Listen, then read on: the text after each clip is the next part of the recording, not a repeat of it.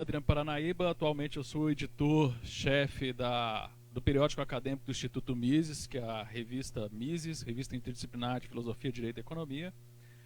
Ah, é, Sou economista, fiz meu doutorado em engenharia, tem tudo a ver, né? Claro, bicho, os engenheiros estão dominando o mundo, né, meu? Eu tenho que juntar com esses caras, meu. Economista só sabe arrebentar as economias dos países, né, mano? E aí, vim aqui, é engraçado, hoje o Facebook me lembrou que há 2 anos atrás eu estava na UNB dando uma palestra também sobre a queda do Muro de Berlim, por que isso não dá certo. E eu quero tentar, na minha apresentação, fazer uma análise da seguinte perspectiva.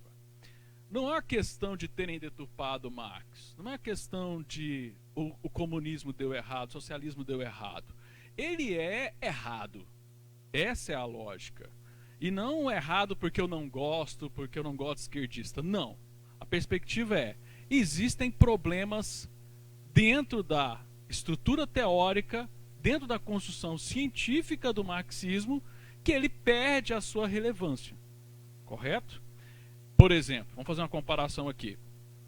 Existem teorias, vamos pegar da física, que isso fica mais claro, né? Lá na física, quando descobriram que a Terra não era mais plana, né, fizeram uma série de estudos, fizeram um monte de evidência, Newton lá fez um monte de coisa, conseguimos consagrar que aquela teoria da Terra plana foi refutada cientificamente. Por mais que tem gente que acredita muito nisso hoje. Não é porque existem pessoas que acreditam naquilo que é uma verdade absoluta. Esse é um ponto. Um outro ponto de análise. Não é porque o Einstein fez a teoria da relatividade que a teoria do Newton perdeu significado. Sério? A teoria do Newton ela funciona muito bem na Terra. Por quê? Porque os axiomas teóricos, é isso que eu quero falar, esse é o ponto de partida. Os axiomas teóricos, os pressupostos que você usa para construir uma teoria, porque ninguém constrói uma teoria do zero, né? Quando você faz esses axiomas, quando você usa esses pressupostos e eles se mantêm, a sua teoria ela se mantém mesmo que ela apresente limitações. Newton não pode usar lá no buraco negro que bater a foto esses dias para trás. Correto? Então, é dentro dessa perspectiva. Então, como que a gente tem que fazer essa discussão? E é importante a escola austríaca nisso, porque historicamente ela teve esse papel fundamental de poder nos mostrar como que a teoria marxista estava equivocada antes de dar errado. Porque hoje é muito fácil falar mal da Venezuela, né? É muito fácil hoje falar mal do Rubim Barrichello, porque a gente já tem dados que comprovam que ele nunca chega antes. Então, mas quando você tem teóricos que há muito tempo atrás fizeram a discussão e falaram: essa teoria pode dar errado, isso aqui pode dar um problema, porque tem uma série de problemas, não na teoria, não é porque eu não gosto, cara, mas porque os seus axiomas, porque os seus pressupostos que eles se baseiam não funcionam.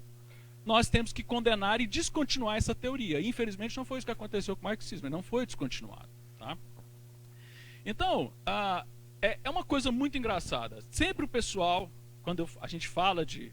Né, a gente roda, né, o professor Anthony Miller, o pessoal do Instituto Mises Brasil, roda o Brasil dando palestra, sempre vem a galera e fala o seguinte: mas você... Não é uma questão de falar mal do socialismo, é porque vocês estão defendendo esse capitalismo que está aí. O que eu quero dizer é o seguinte: o que está aí não é capitalismo, viu, pessoal? O que está aí nós chamamos de crony capitalism. Alguém já escutou esse termo? Levanta a mão. Crony capitalism. Os professores não precisam levantar a mão, não, tá? Quando eu pergunto assim, tá? Hoje, a gente sabe, né? O crony capitalismo foi traduzido para o Brasil de capitalismo de compadrio, né? Que é o quê? Você tem uma elite lá que pega o seu poder financeiro, capital, e em vez de investir em mais tecnologia, que é a lógica do capitalismo, de você fazer produtos em maior quantidade, cada vez mais baratos, você investe o seu capital em compra do poder.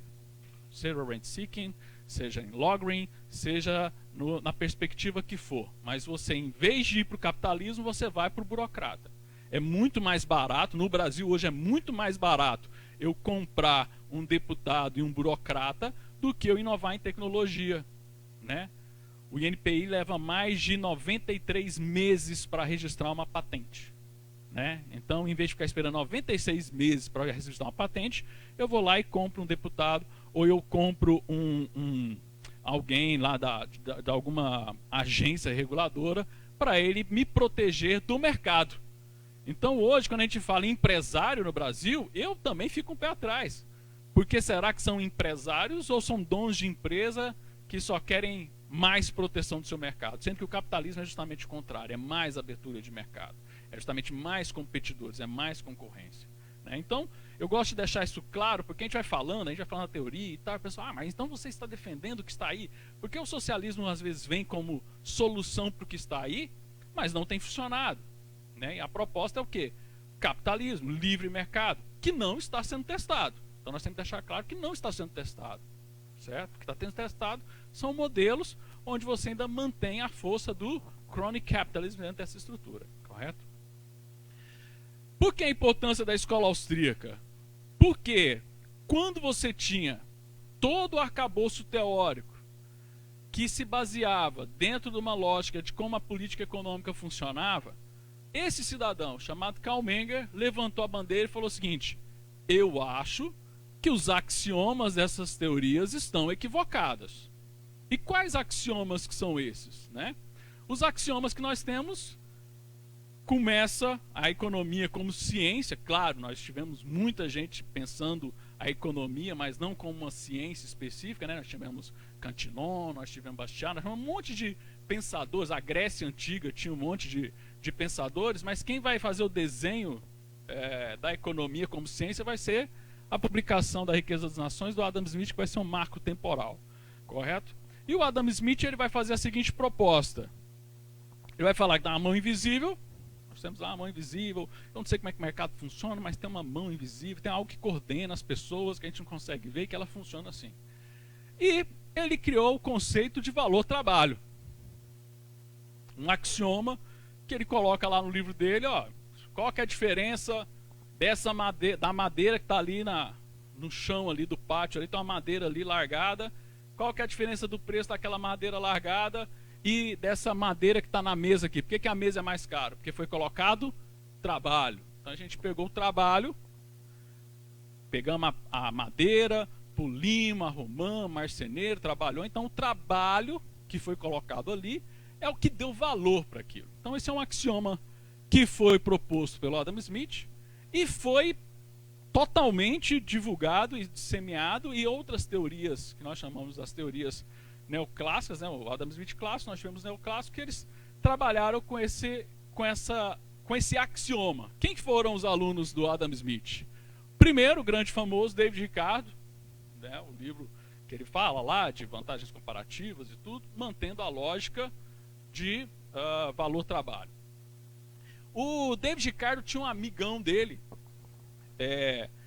que ele ficou famoso, acho que toda prova de vestibular cai a teoria dele, né? De a população cresce em PG e os alimentos crescem em PA. Então vai ter falta de alimento no mundo, né? Vocês sabem o nome dele? É o Thanos. Né? O Thanos é que falou isso, cara. Não é exatamente isso. Ele estralou o dedo com a manopla, porque é o problema do Malthus, né? Claro, não é o Thanos, né? O Malthus vai falar isso. Então vai ter essa discussão entre, né? Tem até um artigo famoso do Keynes sobre as cartas entre David Ricardo, a correspondência entre o David Ricardo e o Malthus, né? E ele termina falando assim: se a humanidade tivesse seguido o Malthus, a gente teria dado certo, mas a gente preferiu o David Ricardo. Claro, ninguém queria seguir um cara na época que falava. A ideia dele era assim: a economia tem esses problemas. O cara, ele vê um momento histórico e ele bate uma foto, correto? Mas muitas vezes falta análise de como que chegou aquilo e de onde vai chegar aquilo. Então o Malthus, olhando lá a fazenda do jeito que era antigamente, que era o cara empurrando a arada ali, ele empurrando, a mulher jogando a semente e o filho tampando o buraco. Eu falei assim: cara, vai dar merda, vai faltar comida. Ele não imaginou que ia ter um negócio chamado inovação tecnológica, que alguém ia, empreendedoricamente falando, ia falar assim: velho, eu posso pôr um cavalo para puxar esse arado, que em vez de puxar só um, ele puxa uns 4. E no espaço onde eu fazia uma fileirinha de trigo, eu ponho 4. E aí a produtividade daquela terra aumentou em 4. Né? Então, hoje, ele nunca imaginou o que seria uma John Deere, por exemplo. Né? Então, ele foi superado por essa análise dele, que foi equivocada da época. Não, vejam, não é equivocada de errado, vamos rasgar os livros. Não valeu para aquela época, para aquele momento histórico, Mas hoje não vale mais. Esse é o papel da ciência, a gente refutar teorias para criar novas e isso servir para a humanidade de alguma forma. Depois, um aluno importante dessa turma aqui foi o Marx. Não, esse, o Karl, não o Groucho, né? O Malthus, ele é extremamente influenciado por David Ricardo, é um economista neoclássico na análise dele, e ele vai fazer a proposta do livro do Capital, onde ele vai radicalizar a questão das vantagens comparativas e vai propor uma ideia que nem era muito dele, depois eu vou falar mais pouco. E aí ficou famoso, principalmente pela conquista da discussão panfletária. Mas eu não quero discutir a questão panfletária do Marx. Eu quero realmente propor aqui uma discussão científica para a gente olhar o parâmetro científico que a gente tinha. É bom te lembrar que o Adam Smith, no livro dele, ele coloca lá no finalzinho que ele estava intrigado com alguma coisa, chamada paradoxo da água do diamante. Por mais que ele estudasse economia, ele não entendia por que a água, que é algo que é tão necessário para a gente, é tão barato, e o diamante, que é tão, não tem utilidade, quase ninguém precisa de diamante, é algo mais para os reis usarem naquela época, por que isso era tão caro, né? Se não tinha, né? Então eles tinham esse paradoxo da água do diamante. Nenhum desses senhores vai resolver esse paradoxo, nenhum deles toca nesse paradoxo, porque nenhum deles conseguem, com seu arcabouço teórico, explicar essa situação. E aí vem, em 1870, aqui a teoria do Marx. A definição de capitalismo, vou dar o crédito para o Marx. Definição de capitalismo, porque na verdade quem define capitalismo é o Marx, está correto. Você pega um capital, mercadoria, surge um novo capital, e esse capital, esse selinha, ele é maior que o capital anterior. Isso é capitalismo. Ele está correto nisso, foi a coisa que ele acertou. Em 1870, nós vamos ter não só o Karl Menger, mas você vai ter Jevons e Walras, em tempos próximos, né? 1 ou 2 anos de diferença, usando metodologias de análise distintas, eles vão fazer um negócio chamado revolução marginalista, que é o quê? É falar, tudo que essa moçada escreveu ali para trás, o axioma está equivocado, porque não é o trabalho que dá valor para o bem. O que dá é a utilidade marginal desse bem. E aí, onde eles vão diferenciar a questão metodológica, é que para o Karl Menger, essa utilidade marginal ela vai ser subjetiva, o Jevons vai trabalhar com modelos completos e o Walras vai trabalhar com modelos parciais dessa análise da utilidade. Então tivemos a Revolução Marginalista. Esse daqui fundou a Escola de Viena, ele era professor na Escola de Viena, que vai ser o fundador da Escola Austríaca. O próprio Mises fala, antes de Karl Menger não existia Escola Austríaca. Então ele vai ser o fundador dessa ideia.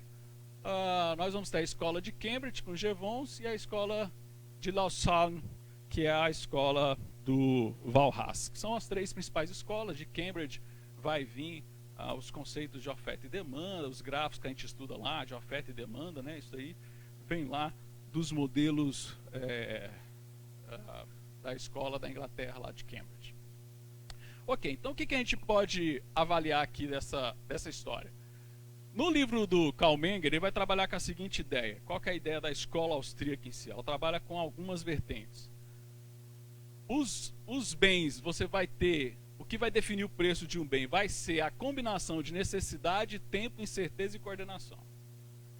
Então não é a quantidade de trabalho colocado no bem que vai definir o valor dele. Vai depender de quanto ele é desejado naquele momento, né? Quem explica muito bem essa teoria é o Uber, né? A tarifa dinâmica do Uber. O que é a tarifa dinâmica do Uber? É o aplicativo identificando que tem muita gente querendo poucos carros disponíveis, então o preço sobe, porque as pessoas estão dispostas a pagar mais por aquilo. Correto? Se elas não estivessem dispostas a pagar, o Uber o algoritmo perceberia que ninguém está fazendo as viagens, ele teria que rever o seu preço para voltar a atrair os seus clientes. A teoria da subjetividade do valor e o papel do conhecimento, a teoria do valor, a teoria dos bens, e a teoria da moeda, mostrando que o dinheiro é de fato algo que surge da ordem espontânea da sociedade. Então, o livro dele é dividido nessas 3 partes. Vamos contrapor isso um pouco com as ideias do socialismo, né? A ideia de valor-trabalho nem é do Marx, né? É do Rothbard, né? O Rothbard fazia discussão a respeito que o trabalhador deveria receber o valor total do seu produto, e o Marx vai lá, de uma certa forma, pegar essa ideia dele e transformar nessa frase da cristalização às mercadorias, né? O tempo do trabalhador cristalizado. E vai surgir, ele vai difundir, porque essa ideia de mais-valia, eu até acredito que no Rothbard ele fala disso, né? De mais-valia propriamente dito desse termo. O Marx vai criar. Aí vamos lá, vamos pegar o Capital. Quem leu o Capital? Levanta a mão, ele todo.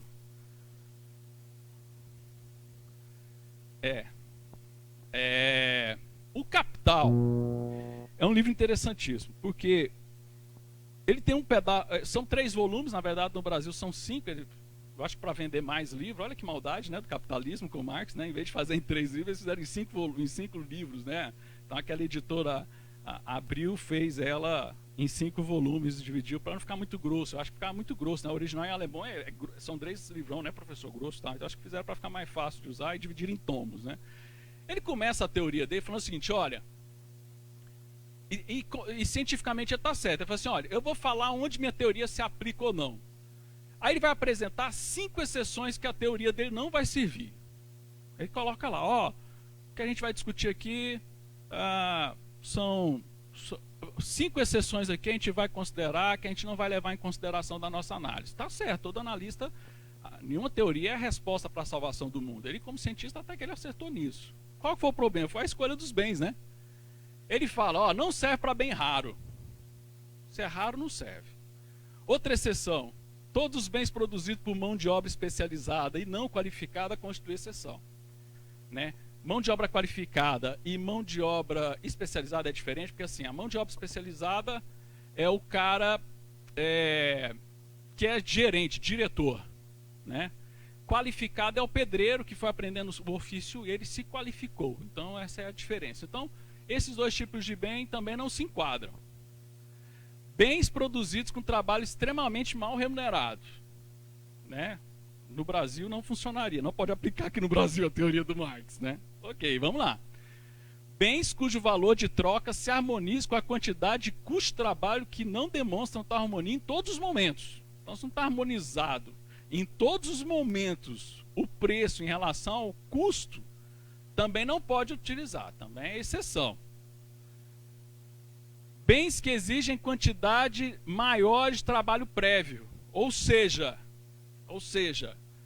uma fábrica que tem uma linha de produção muito extensa também não pode, porque tem muito trabalho prévio. Um carro, por exemplo, pela teoria do Marx, a gente não poderia estudar o capitalismo para um carro, porque quanto de trabalho prévio foi para o fusível da lâmpada do carro? Tem muito trabalho prévio, então não serve.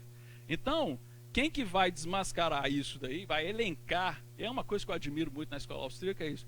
O Bumbaverger vai pegar esses itens e falar assim, olha, tudo isso que o Marx falou enquadra todos os bens da economia como produtos fora da lei. Então a maioria dos bens, para a teoria do Marx, são fora da lei. Então tá. Então eu já achei um grande defeito que a gente não pode aplicar uma teoria de séculos para trás para hoje, porque dentro da própria teoria dele, que ele fala o que é exceção, a maioria das coisas que a gente tem aqui se enquadram nessa exceção. Correto? Por exemplo, placa de toda eletrônica que a gente tem aqui tem um pouco de ouro, não tem? Ouro é um bem raro? Então para todos os eletrônicos a gente não pode aplicar essa teoria. Ficou pouca coisa para estudar, né? Vamos seguindo. Seguindo o bonde. Então aqui está o nosso Eugênio Bumbaverger, que ele fez 2 contribuições, que foi a teoria austríaca do capital e a teoria da exploração. É importante a gente falar que dentro da escola austríaca, nós usamos até hoje a teoria do capital do Bumbaverger. É o axioma da escola austríaca, é a teoria de Roda Bounds. Não vai dar para falar dela toda aqui, porque o tempo é escasso, mas só para quem quiser pesquisar. Então, por exemplo, Mises não tem uma teoria do capital. Hayek não tem uma teoria do capital. Né? O Keynes não tem uma teoria do capital. Né? Mas na escola austríaca nós usamos a teoria de capital criada pelo Bumbaverger. Vamos lá.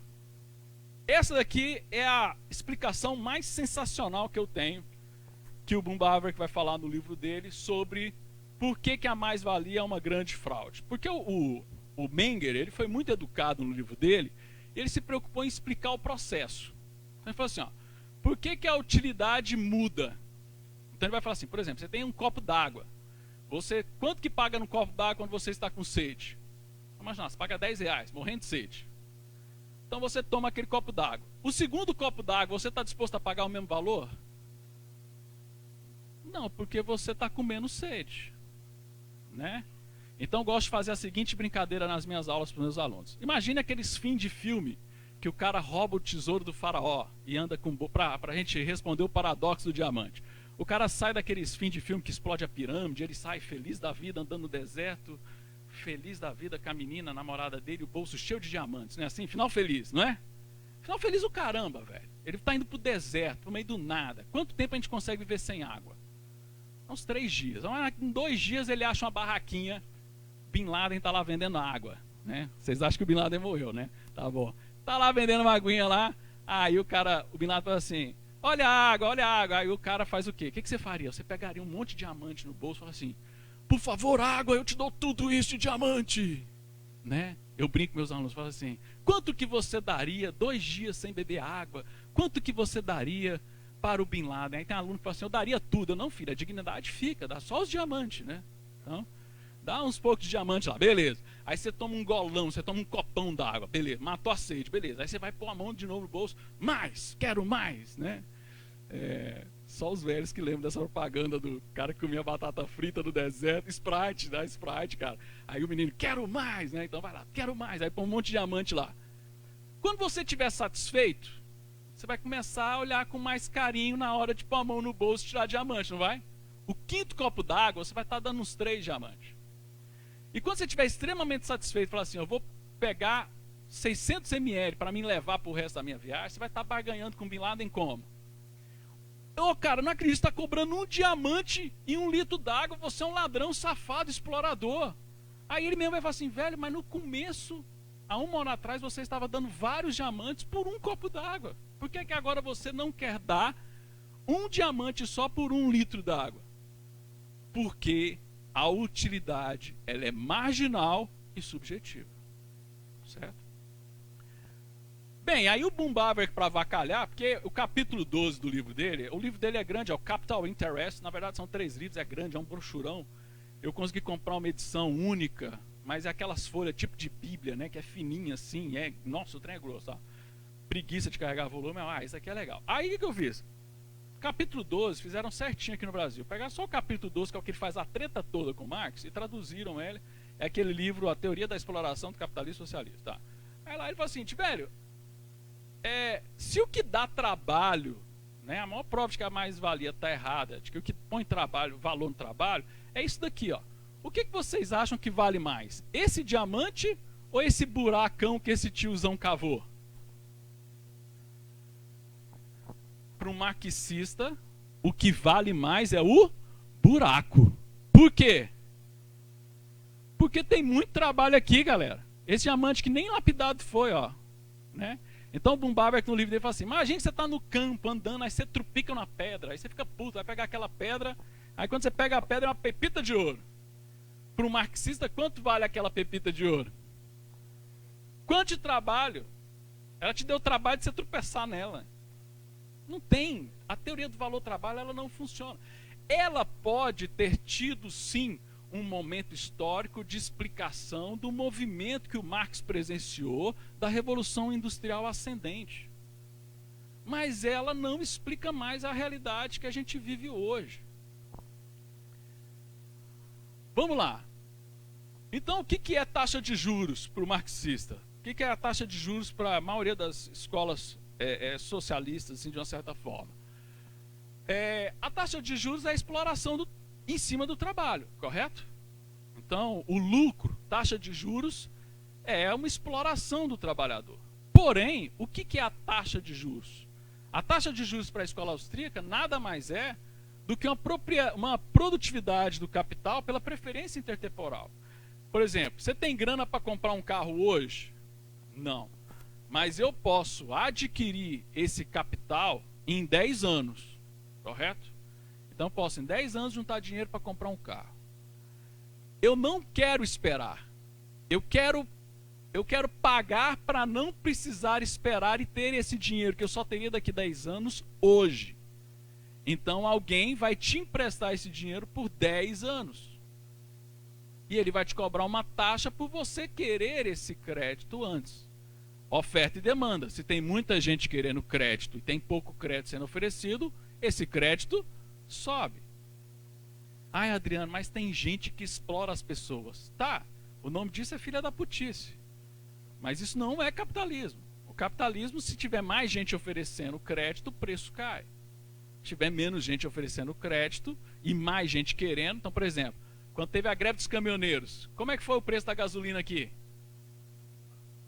Foi para quanto? Sim, lá em Goiânia foi para R$6. Aí o que o Procon genial falou?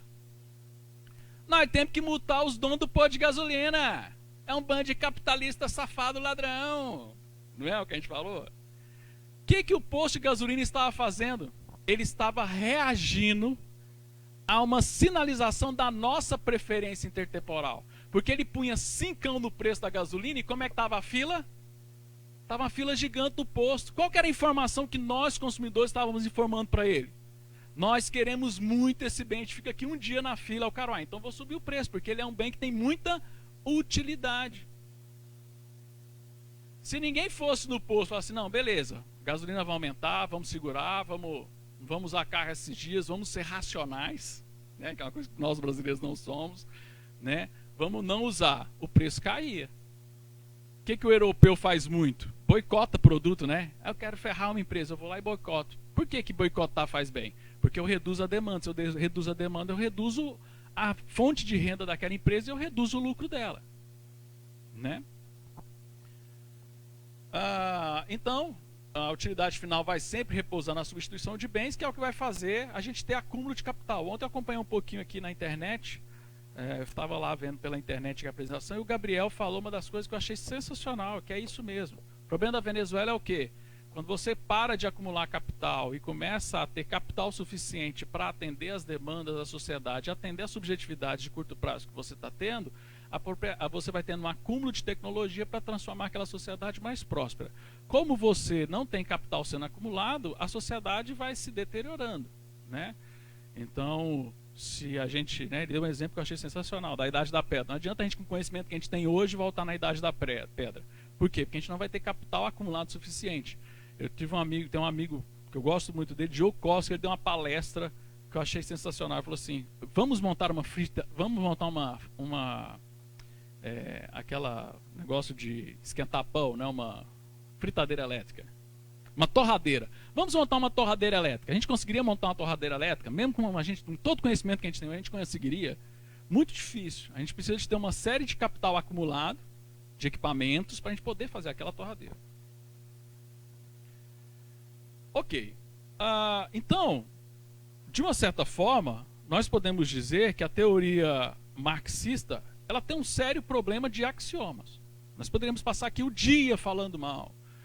Mas axiomas importantes do marxismo se revelaram pé de barro. Já ouviu falar da teoria pé de barro? Você bate no pé, o pé quebra, cai tudo, né? Então, se você tem um axioma que dá a sustentação, ele não é forte o suficiente, ele quebra, né? Em menos de 15 minutos a gente consegue levantar informação suficiente para mostrar que a teoria marxista, por mais bacana, por mais bem intencionada, por mais salvadora do mundo que ela possa parecer, ela é uma teoria errada porque os seus axiomas não se sustentam, porque eles não conseguem de fato explicar. E a questão do conhecimento é extremamente profundo, né? Se você não tem, se o capitalismo, se o socialismo, ele trabalha muito a ideia da gente não ter essa percepção das pessoas, porque tudo tem que ser igual para todo mundo, você perde a subjetividade de descobrir novas tecnologias para a gente poder avançar na economia. O que ajudou a União Soviética a crescer muito tecnologicamente foi porque ela tinha algo comparativo que era os Estados Unidos, que ela queria ser melhor que os Estados Unidos. Se não existisse os Estados Unidos, ela teria realmente entrado em colapso muito antes, porque você não tem esse compartilhamento de informação de o que é melhor para a sociedade no longo prazo. Bem, vamos agora para a nossa realidade de Brasil. Do mesmo jeito que a gente não tem capitalismo, a gente também não tem marxismo, não. A gente não tem governos marxistas. No Brasil, a gente tem algo muito engraçado. E o Hofbauer, ele deu essa entrevista em 1990. Hofbauer, que é um dos caras que criou o termo anarcocapitalismo, né, que é um dos expoentes da escola austríaca, perguntaram para ele assim, tem alguma coisa boa em Marx? A teoria do Marx é toda errada e tal, mas tem algo que dá para salvar do Marx? Aí ele falou assim, tem uma coisa boa no Marx. Ele não era keynesiano. Definitivamente ele não era keynesiano. Por que a América Latina vive um processo de a gente ver que vai virar capitalismo, não vira e tudo entra em colapso, dá tudo errado, o povo vai para a rua, a gente vê lá o Chile, começa a fazer e parece que é liberal e não é liberal, né? Aí fica essa nhaca toda. Porque nós temos empregado dentro da América Latina uma corrente teórica que conseguiu juntar marxismo com keynesianismo. Isso surgiu com a fundação da CEPAL, né? A Comissão de Estudos Econômicos para a América Latina e Caribe, né? Por isso que o C na sigla original é C, mas em português a gente deixou só a América Latina. Ela foi fundada por dois caras, Raul Prebisch, que criou a teoria Prebisch-Singer. É engraçado, na Argentina eles falam que a teoria é Prebisch-Singer, nos Estados Unidos a teoria é Singer-Prebisch, né? Porque quem que é o dono da ideia, né? Ninguém quer dizer quem que é o dono da ideia. E o Celso Furtado criou a famosa, consagradíssima teoria econômica do subdesenvolvimento. Tá? Alguém já leu algum desses dois autores? Celso Furtado. Todo mundo tem que ter lido Celso Furtado. Tem que ler Celso Furtado. Cara, vocês têm que ler. A gente tem que ler os caras que a gente não gosta pra gente saber o que eles estão falando. E tem que ler o que a gente gosta também. Ah, Adriano, não tenho tempo. Cara, dane-se. Se vira, acha tempo. Vocês querem discutir. É que nem, por exemplo, teve uma vez que estavam reestatizando um monte de bem público, né? Aí, bicho, o povo ligava pra mim, mandava mensagem. Ai, Adriano, eu não estou conseguindo discutir com meu amigo esquerdista porque ele está vindo com esses argumentos. O que eu faço? Eu estuda, caralho. Vai estudar pra você aprender a discutir. Vocês querem debater em Facebook, aí o povo fica pedindo ajuda. Eu não ajudo, não adianta. Vocês vão me achar lá no Facebook, eu te adiciono no Instagram, de boa. Mas não vem ficar pedindo, ai, eu estou aqui brigando, estou tentando salvar a minha universidade e não estou dando conta. Então vai estudar, aí estuda, aí você aprende como é que você vai discutir. Tá? Nós estávamos discutindo isso no almoço, né, hoje, né? O pessoal não estuda nem a ideia que você defende. Tem que estudar a ideia que você defende e a ideia que você está se contrapondo. Qual que é o problema das duas teorias desses dois senhores? Ela é baseado em 3 teoremas extremamente fortes, marxistas, que conseguiram criar liga com o keynesianismo, né? Por isso que a gente vê assim, no governo Dilma, no governo Lula tinha um trem meio liberal, mas não era liberal. Por quê? Porque você conseguiu fazer essa junção da perspectiva da corrente que nós chamamos na economia de desenvolvimentismo, né? Que desenvolvimentismo não tem nada. Vou pegar essas 3. Essa frase, alguém já leu essa frase? Os trabalhadores gastam o que ganham enquanto os capitalistas ganham o que gastam. Essa frase é famosa na economia. De quem que é essa frase? Importante economista para a gente entender a fusão do marxismo com o keynesianismo é o Kalec. O Kalec foi um marxista que estudou o Keynes.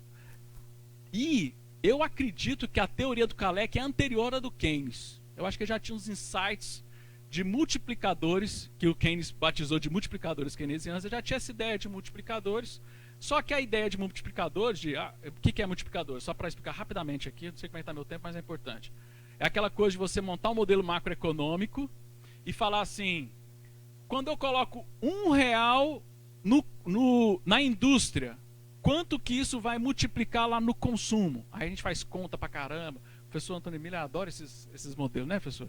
Faz esses modelos lá e tal, e faz conta e tal, aí descobre lá, então o multiplicador keynesiano da poupança do consumo é 5, ou seja, para cada R$1 que eu invisto em infraestrutura vem 5 para isso. Então tem essa conta dos multiplicadores, que eu acredito que o Kalec tinha essas ideias recipientes, foi anterior a essa ideia quando a gente do Keynes, mas o Keynes vai consagrar justamente por causa da visibilidade que a crise de 1929 vai dar, e a publicação em 1932 dele do grande livro da teoria geral. Olha só que barbaridade. O cara acreditava o seguinte, que o investimento era uma pressão social que o capitalista faz para não distribuir, não pagar, para não fazer a remuneração para o trabalhador que ele merece. né? Ou seja, para não fazer o salário aumentar, eu invisto mais em máquina. Sendo que a lógica do mundo real é o quê? Para que o trabalhador trabalhe menos, eu tenho que colocar mais tecnologia, eu tenho que colocar mais máquina à disposição do trabalhador. Por que que lá no Japão, essa semana saiu, o Japão vai dar final de semana de 4 dias? Quem viu essa notícia? Algumas empresas do Japão estão testando finais de semana de 4 dias e a produtividade aumentou, acho que é 3 dias ou 4, não sei, e a produtividade aumentou 40%. Cara, por que aumentou 40%? Porque lá eles têm condição, eles têm tecnologia suficiente para você ter uma alta produtividade. Não adianta a gente querer fazer uma lei para reduzir a jornada de trabalho do Brasil de 8 para 6, como é na França, se a gente não tem a quantidade de capital acumulada, a quantidade de tecnologia suficiente para a gente trabalhar, para a gente produzir. Se é que uma coisa é complicada no Brasil, a gente produzir, cara. Cara, a gente não tem internet, meu. Essa apresentação nós tivemos que fazer download porque a internet não funciona direito. Como é que vocês querem trabalhar só 6 horas? 6 horas é o tempo que a gente fica esperando dar login no negócio. Não é sério, a gente ri, mas é complicado. Outra teoria importante é quando a teoria do Kaldor, que é um braço forte dentro, aqui é o contrário, o Kalec era marxista que tem a perspectiva keynesiana, e aqui a gente tem um keynesiano com a perspectiva marxista, porque o Kaldor falava, tem os estudos kaldorianos, os modelos kaldorianos, os 3 pressupostos kaldorianos, depois vocês pesquisam para descobrir quais são esses 3 pressupostos, mas em via de regra discute que a ideia de você ter um crescimento industrial às vezes maior do que o crescimento real do PIB, justamente porque você tem o capitalista de novo explorando as pessoas. Então ele não faz com que aquele dinheiro vá para a economia, ele acumula aquele capital dentro do seu negócio. Porém, a única forma dele fazer o negócio dele crescer é fazer um acúmulo de capital para ele poder colocar mais tecnologia de trabalho. De novo, repetindo, Adriano, tem gente que acumula capital e não põe tecnologia no negócio. O nome disso é canalha. É realmente um cara que está explorando. Esse cara aí. Mas como nós temos o compadrio, né? Nós temos um capitalismo compadrio, não dá para os trabalhadores simplesmente saírem. A gente tem pouca oferta de trabalho no Brasil. Não dá para a gente começar a escolher outras empresas. Apesar que agora o mercado virtual está ajudando muito, trabalhar em fintechs, em outras perspectivas está dando renda, né? Você tem hoje, que o pessoal fala mal, né? Os caras têm o Uber, os caras têm entrega de comida, então você tem outras formas de renda para você fugir dessas possíveis explorações que você vê, porque a questão é subjetiva, né, gente? Nós somos seres humanos, então não é o capitalismo não é vamos pregar um mundo ideal onde todo mundo vai ser feliz. Não, vai ser um mundo onde a gente tem possibilidade, onde a gente tem oportunidades. Porque antes do capitalismo, a gente tinha o imperialismo, o mercantilismo, que quem nascia rico era rico e quem nascia pobre era pobre. E assim para sempre. Exceto o Monte de Santo Cristo. Quem leu Alexandre Dumas sabe que é só achar uns baús de ouro que aí você fica rico. Era a única forma. Senão... então, olha aí, a transferência de trabalhadores do setor não industrial para o setor industrial, você faz com que o setor industrial acumule mais capital e isso traz um problema grande para a sociedade. Esse daqui é a coisa que influencia mais, porque quem discute essa corrente que eu quero falar agora é o que nós brincamos aqui no Brasil, chamamos os economistas da Unicamp, né? O Roberto Campos tem uma frase memorável que é ou o Brasil fecha o departamento de economia da Unicamp ou a Unicamp vai fechar o Brasil, né? Uma frase memorável do Roberto Campos. Por que ele fala isso? Porque o centro de análise teórica da Unicamp é o senhor Inácio Rangel. Alguém já ouviu falar do Inácio Rangel? Inácio Rangel. Tem um livro do Ricardo Belchovski que conta a história da economia brasileira. Ele faz uma análise fantástica. Eu não gosto dele não, mas ele faz uma análise sincera. Ele falou assim, o único marxista no Brasil legítimo que nós tivemos, economista, foi o Inácio Rangel. O resto tudo é farofa, é tudo fumaça, é tudo panfletagem. Um cara que entendeu o marxismo no Brasil, economista, ele até faz um quadro, é mal barato. Lá no meio do livro tem um quadro lá. O que cada aí pega, é bacana, ele pega de 1930 até quase no começo do governo Lula e põe todos os economistas assim, põe qual corrente que estava cada um e tal, e põe a galera, né, keynesiano, não sei o que, liberal, aí tem o Dan, Simonsen, os dois Simons, tal, Roberto e tal. E aí lá embaixo assim, marxismo, aí tem lá, Inácio Rangel. É o único que realmente entendeu o que era marxismo. Ele, e sem ser economista, o Prestes, para mim foi um marxista de verdade, né? Porque o Prestes, muita gente não entendeu, por exemplo, o Prestes quando ele apoiou Vargas, né, na substituição de importação. Por que o Prestes apoiou Vargas na substituição de importação? Não era inimigo mortal? Porque o Prestes, como todo bom marxista de verdade, sabe que a proposta do Marx era para uma sociedade industrial. Eu tenho que industrializar. O capitalismo ele vai chegar no seu saturamento numa sociedade industrial, e aí a gente consegue implantar o socialismo. Essa é a corrente da análise teórica, temporal do Marx. Então, o Prestes sabia que se eu não tiver indústria no Brasil, não tem como a gente implantar o socialismo na sequência, né? E é engraçado que todos os lugares que se implantou o socialismo eram economias agrárias, né? A Rússia estava crescendo a Revolução Industrial, mas o grosso era rural, Brasil, Cuba, só país que não teve. Então, os próprios marxistas não entenderam Marx, né? Engraçado, né? Eles sabiam que precisava industrializar todo mundo, ter alta industrialização para poder tentar ver se dá certo, mas a gente sabe que não vai dar certo. Por quê? Porque não tem mais valia, né? Porque não tem valor trabalho. É uma teoria infundada errada. A ideia do Inácio Rangel é de que nós vivemos uma dualidade econômica entre capitalismo e feudalismo. A gente tem uma convivência entre capitalismo e feudalismo, algo parecido, parece com o crony capitalism, mas ele vai falar o quê? Que é um capitalismo promovendo o feudalismo. Só que o Inácio Rangel, o Antônio Paim, no livro dele, da economia, da história do pensamento econômico do Brasil, ele tem vários livros bacanas, é um pensador vivo ainda, né? Esse livro dele foi publicado recentemente, ele publicou um livro recentemente sobre a história do liberalismo no Brasil, pela editora LVM. Ele fala, o Inácio Rangel ficou à margem da política, por quê? Porque como ele era marxista mesmo, então ele não era popular, né? Aquela coisa, não é um cara popular, né?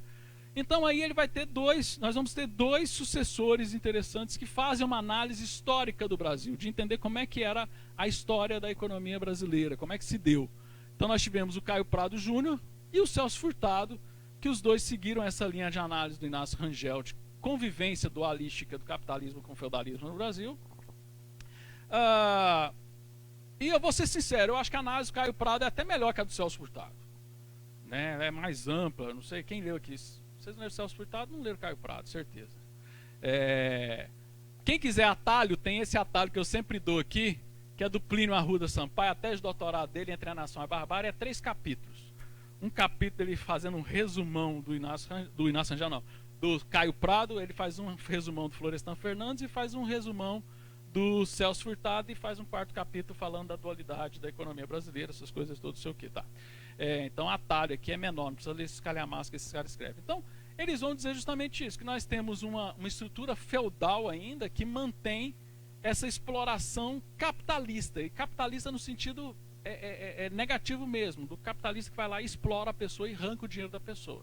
Sendo que o que nós temos, na verdade, é exatamente o contrário. Tá? Então, qual que é o problema dessas teorias? De todas essas teorias, nós temos um ponto em comum, que é onde vai ser outro ponto, que nós falamos do Bumbaverk detonando Marx.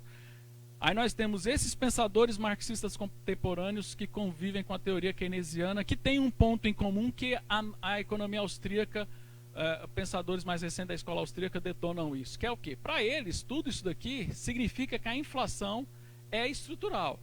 Ou seja, a inflação é algo produzido pelo capitalista para você impedir que o trabalhador tenha poder aquisitivo para ele poder sair daquela sua situação de pobreza, né? Então, a inflação, por exemplo, o dono da fazenda, ele vai pegar o capital dele para comprar mais fazenda, para ele ser dono de mais terra e deixar o pobre cada vez mais à margem daquela estrutura fundiária, né?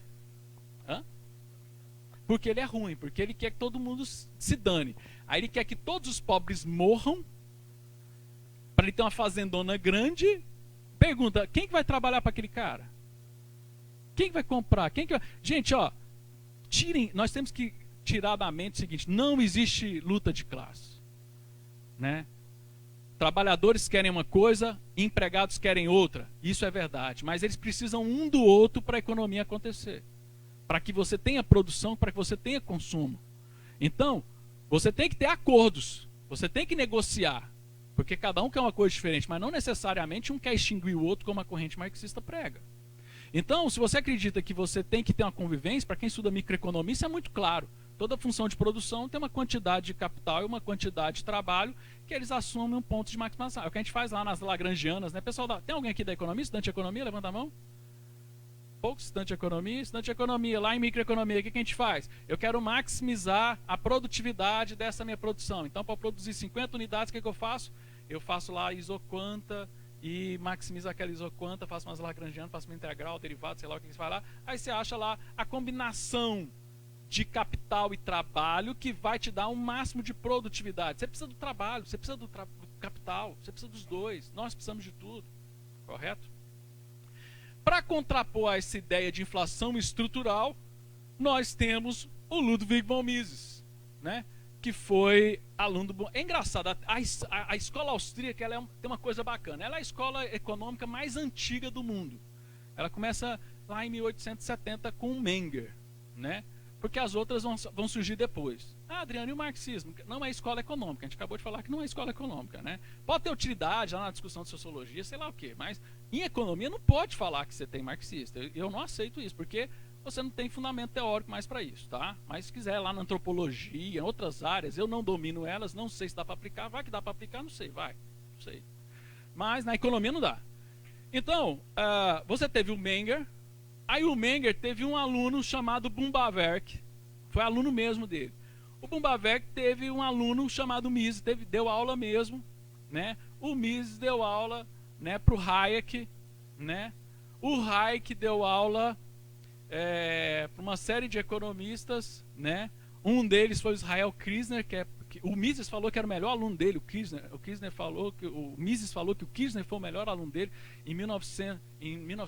Em 2015 ele estava na lista tríplice para ganhar o prêmio Nobel. Tem umas análises extremamente interessantes sobre empreendedorismo. Israel Kirzner. E nós temos um professor brasileiro, um grande decano da Escola Austríaca Brasileira, que é o professor Fábio Barbieri, que foi aluno do Israel Kirzner. Então nós temos uma linha sucessória. Eu acho que se pegar o professor Anthony Miller, a gente monta uma linha sucessória. Não dá para achar uma linha sucessória assim de realmente a gente um passa para o outro, assim, uma coisa bacana. É uma escola antiga, mas você tem... Falando do Hofbauer, não sei. Não. Então tem essas análises, né? Então hoje eu sou aluno do Barbieri, sou aluno do Anthony Miller, sou aluno do professor Biratan e vamos tentar fazer ciência, achar aonde nós podemos melhorar a nossa teoria, mas sempre sabendo que, graças a Deus, nós temos fundamentos, axiomas sólidos, que é Bumbaverk, Menger e esse pessoal todo. O Mises, ele criou 3 teorias, tá? Para ganhar um prêmio Nobel cada uma delas. Não ganhou nenhum prêmio Nobel, porque o bicho era turrão, vamos falar a verdade. Ele era briguento, ele era marrento. Ele batia a mão na mesa e chamava todo mundo de socialista. Cara, na reunião da Montpellier Society, que tinha os liberais mais liberal do mundo, reunido numa sala, ele bate a mão na mesa e fala assim, vocês são bandos socialistas, vocês não prestam. Ele era torrão, ele era chato. É verdade. Não é à toa que assim que ele morre, passa um tempinho, dá um prêmio Nobel para o Hayek, uma teoria que o Hayek desenvolveu baseada em uma das teorias do Mises. Né? Que é a impossibilidade do cálculo econômico do socialismo, é uma teoria. A outra teoria, essa que eu vou falar agora, da intervenção dos preços, para mostrar de onde vem de fato a inflação. E a outra teoria é a questão da moeda. Né, que ele faz aquela análise do tempo da moeda, a teoria, o nome da teoria é a teoria da regressão da moeda. Depois se vocês quiserem procurar. Então, essas 3 teorias que o Mises faz, além de propor um arcabouço metodológico novo para a economia, que é a praxeologia, que é o quê? A gente não estuda só economia, a gente tem que estudar as outras áreas. A gente tem que entender do direito, a gente tem que entender da filosofia, da antropologia. Então, você tem que fazer uma análise, porque o homem não é só econômico, tem outros fatores que mexem justamente nessa subjetividade. Se nós acreditamos que o ser humano é subjetivo, ele não pode ser só conduzido pelas leis econômicas. Tem outros fatores que mexem, certo? Os últimos prêmios Nobel, todos, de uma certa forma, trabalham com essa ideia. Né? Tem até o Richard Klein que falou da irresponsabilidade do gasto, né? Perguntar para ele, como é que o senhor vai gastar o prêmio Nobel? Vou gastar da forma mais irresponsável possível. Que é trabalhar com essa ideia de que se a pessoa vai gastar, muitas vezes ela não faz um cálculo racional, como é que eu vou gastar meu dinheiro, né? Eu vou gastar dependendo da minha emoção ali, da hora, eu vou torrar meu dinheiro. Né? Então não tem muita lógica. O que influencia isso não é só os modelos econômicos. Às vezes é a condição social da pessoa, às vezes é o momento, a psicologia influencia. O Hayek, ele foi dar aula no departamento de psicologia de Chicago. Ele não deu aula no departamento de economia, porque ele achava que economia é fazer a conta lá, tem um modelo, beleza, mas tem algo que influencia as pessoas, que não é só economia. Ele foi dar aula na psicologia. Correto? Então vamos lá, intervenção dos preços. O que acontece na América Latina, desde que eu me conheço por gente? Os governos querem resolver o problema da inflação estrutural controlando o preço. Porque se eu controlo o preço, eu controlo o lucro do patrão. Porque o patrão tem lucro porque ele pode pôr um preço alto e explorar a gente. Correto? Então, esse livro, A Crítica ao Intervencionismo, recomendo lerem, comprar ele, preferencialmente comprarem, tá? Vocês não gostam de ler, mas compra o livro. Esse livro, para mim, esse livro foi escrito em 1920. Me corrija, professor Antônio Miller. Quando é que foi escrito esse livro? 1923, 20 e pouco ali. 20, não foi antes de. Foi antes de 1926. É por ali. É 20 por. O que acontece? Eu tenho certeza que esse cara escreveu esse livro porque ele achou a máquina do tempo, visitou a Venezuela e voltou. Cara, tem um capítulo que ele descreve Venezuela, que ele descreve hiperinflação brasileira, que ele descreve o problema da Argentina, que descreve o problema do Chile. O que é? O governo que se acha o capaz de regular o mercado, porque o mercado é o inimigo, é um monstro, né? A gente fala, gente, olha o tanto que é ruim, né? O que é o mercado? O mercado é como a economia ocorre, é a relação entre as pessoas, entre empresas. Mas a gente foi ensinado, não vou falar a palavra doutrinado, mas a gente foi ensinado a odiar essa palavra o mercado, né? O William Bonner, ele até muda o tom de voz quando ele fala, né? O mercado não reagiu muito bem, né? A bolsa de valores caiu porque os mercados estão nervosos. Cara, eu quando era menino e assistia o Jornal Nacional, achava que tinha um dragão que entrava na Bovespa lá e tocava o terror, tocava a desgraça lá. Esse mercado é o cão, eu odeio o mercado. Ele derrubou a Bovespa, né? Isso que a gente aprende, né? Então tem que regular esse mercado, esse monstro, né? Que na verdade não é, o monstro é esse daqui, ó. É o governo, ele não produz nada, ele não faz nada, ele só enche o saco da gente que quer sobreviver. Ele fixa preços mais baixos do que mais baixos do que hoje, então os lucros vão acabar ficando menores que os custos de produção. O que vai acontecer quando eu fixo o preço? O mercado vai reagir, vai vender apenas o que é perecível, que não vai estragar. Então ele vai conseguir vender. É que nem a gôndola. Hoje a gente tem, né? Antigamente não tinha. Hoje a gente tem a gôndola do produto que vai vencer amanhã, não tem? Todo supermercado tem, não tem? Aqui deve ter, né?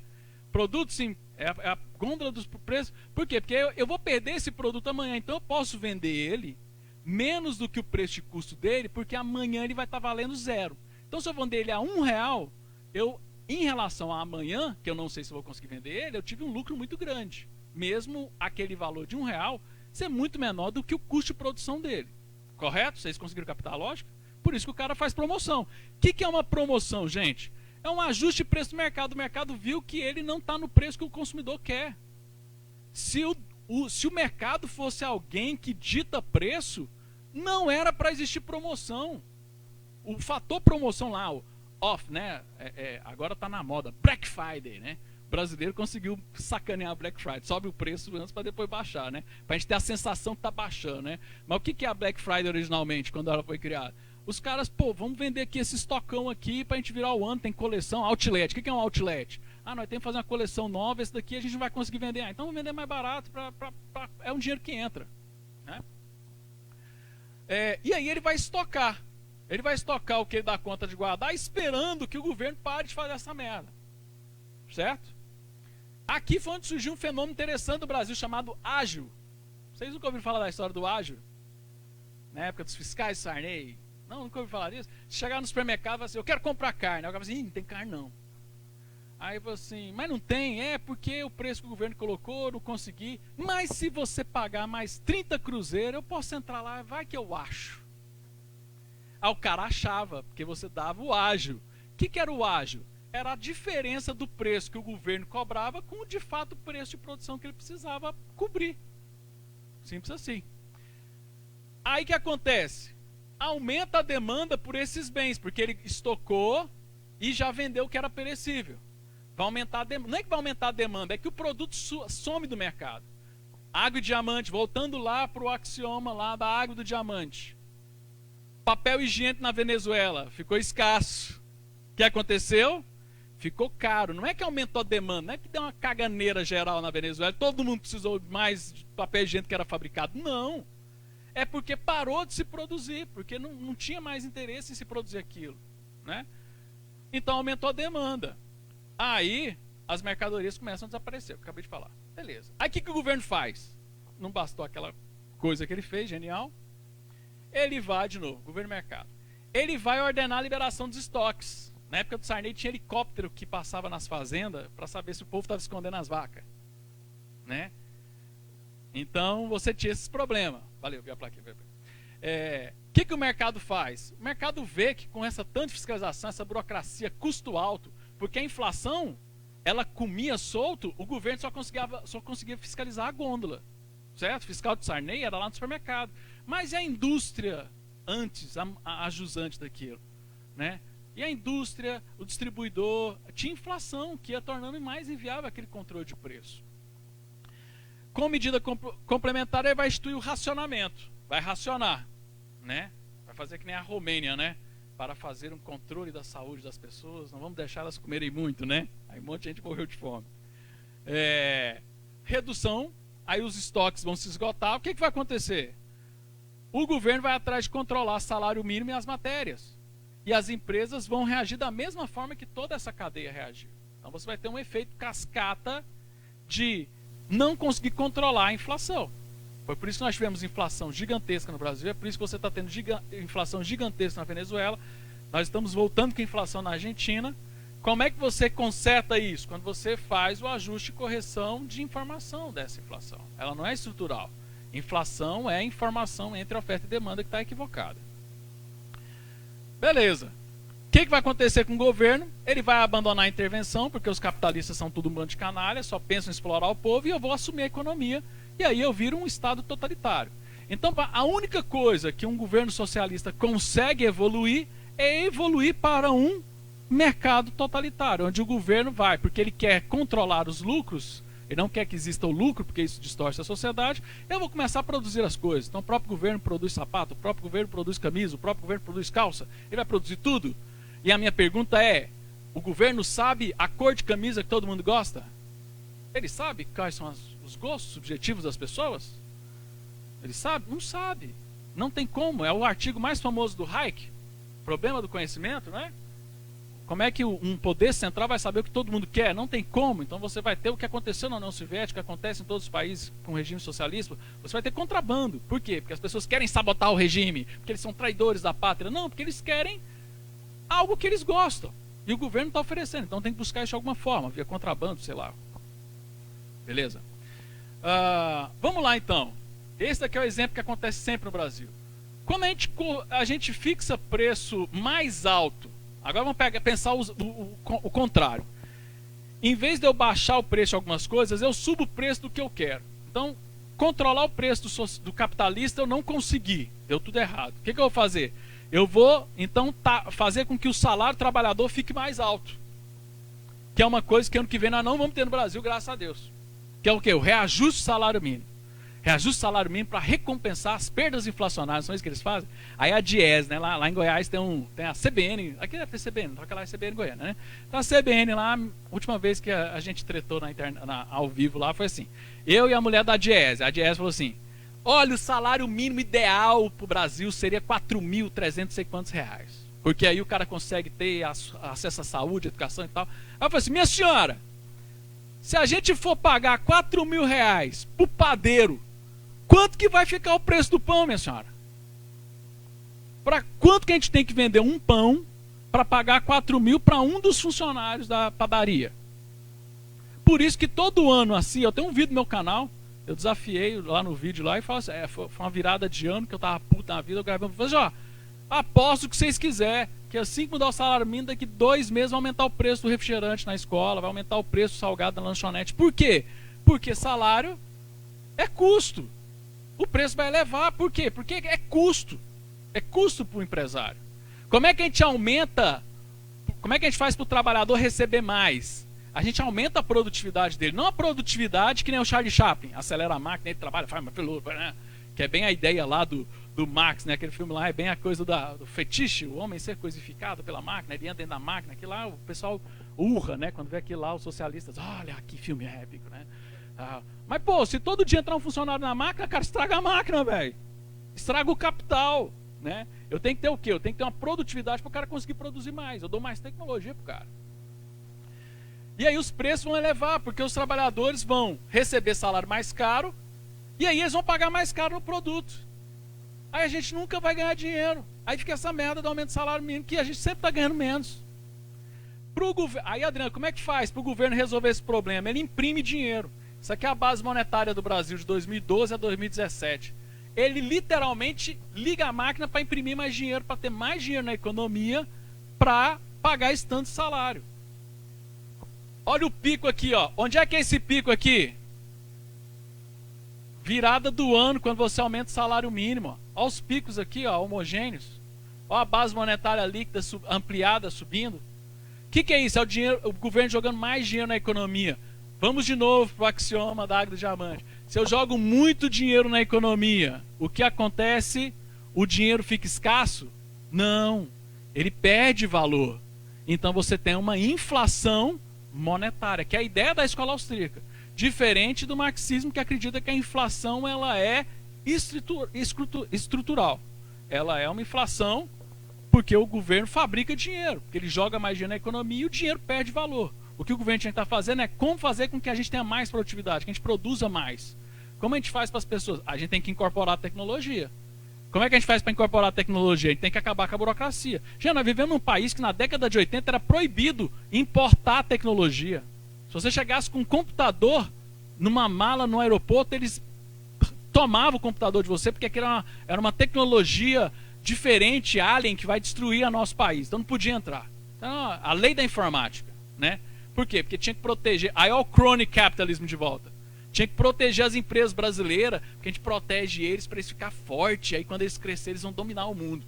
Cara, se você tem uma política protecionista, a última coisa que eu vou pensar é ficar forte, porque eu tenho um governo que sempre me protege. Tá? Aí é engraçado. Você vê a Dilma, você vê o Manteiga, você vê esses caras aí da escola da Unicamp falando mal do empresário, que o empresário é um capitalista safado. Você vai ver os programas de governo de todos eles, o que faziam? Davam proteção para os empresários, davam subsídio para os empresários. Cara, que loucura é essa? É uma loucura chamada quando você junta marxismo com keynesianismo, que é o que a gente vive na América Latina. Então, o que é economia? Para fechar minha apresentação, eu vou colocar a definição de economia do meu grande professor Biratan Iorio. A economia é a ação humana ao longo do tempo nos mercados sob condição de incerteza genuína. Economia é isso daí.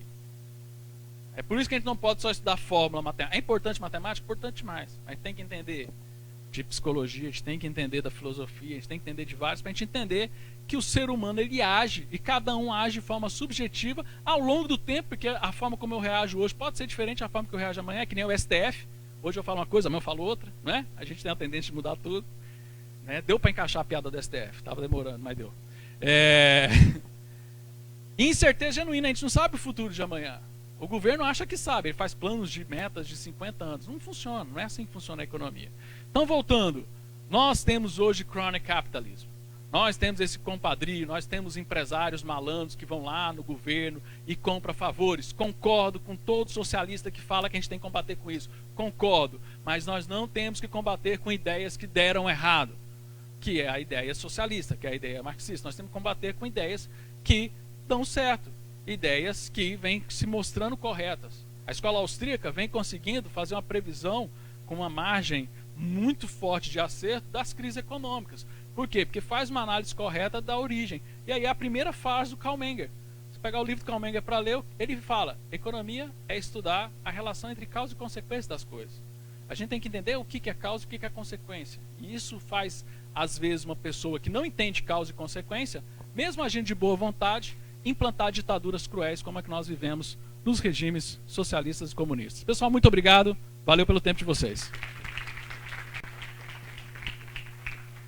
Fazer merchan aqui, momento merchan. Tem 2 merchan para fazer. Primeiro merchan do meu livro. Escrevi um novo livro, graças a Deus. Tem que escrever livro para vender e levar a comida para dentro de casa. Transportar é preciso. Como eu disse, eu sou formado, minha formação, eu sou doutor em engenharia dos transportes. Junto com um grande amigo Eliezer Bulhões, nós escrevemos esse livro falando de vários modos de transporte, qual que seria uma visão liberal para cada modo de transporte, né? E a gente levou um livro bem acadêmico, assim. Aí a editora falou assim: não, velho, ninguém lê esse trem chato, não. Melhora aí, pão, faz o que você faz nas palestras, que o pessoal ri e acha legal. Aí deu um trabalho danado, mas ficou legal. Eu acho que foi um bom produto. Não consegui trazer muitos, trouxe só alguns, vou estar lá no final, ao longo do evento, vendendo. E outra coisa, Adriano, eu tenho um grande problema na faculdade, que eu quero falar de escola austríaca, mas meu professor brinca e fala assim: você está colocando citação de blog, nossa, sua pesquisa aqui é baseada em blog, né? Então o que nós temos hoje, uma ferramenta extremamente importante? Nós temos hoje no Brasil a revista Mises, a revista interdisciplinar de Economia, Filosofia e Direito. Ela teve 5 anos da sua história toda só em papel. E uma das coisas que eu fiz assim que eu assumi, afinal, está fazendo 2 anos agora, foi: não, esse material tem que estar na internet, para os alunos poderem usar esse material, para os alunos poderem fazer suas pesquisas na escola, fazer o seu TCC e usar a teoria boa, né? Então a gente publicou, hoje a gente está publicando trimestralmente nossos periódicos. Essa semana nós tivemos o lançamento de uma edição temática só sobre empreendedorismo. Quem que foi o condutor do edital, né, que conduziu a seleção dos artigos, foi o professor Pearl Byland, do Laboratório de Empreendedorismo da Universidade de Oklahoma. Cara, os textos estão assim, só nego fera escreveu, o professor Antônio Emílio escreveu, tem um artigo dele lá também, ficou muito bom também. Então, é uma fonte de busca de você ter conteúdo acadêmico para fazer uma discussão de alto nível, e não só ficar batendo boca. Eu acho horrível os caras ficar batendo boca, né? Por mais que o outro tá errado, você vai falar besteira igual o outro fala? Não, vamos usar conteúdo científico, vamos usar ciência para mostrar qual que é a verdadeira ciência, tá joia? Obrigado, não sei se tem tempo de pergunta, a gente responde aqui com o maior prazer, se rolar. Então, estava pensando nas perguntas que ficaram depois da palestra do professor Rodrigo Jungmann. Aí junto os dois com dúvidas.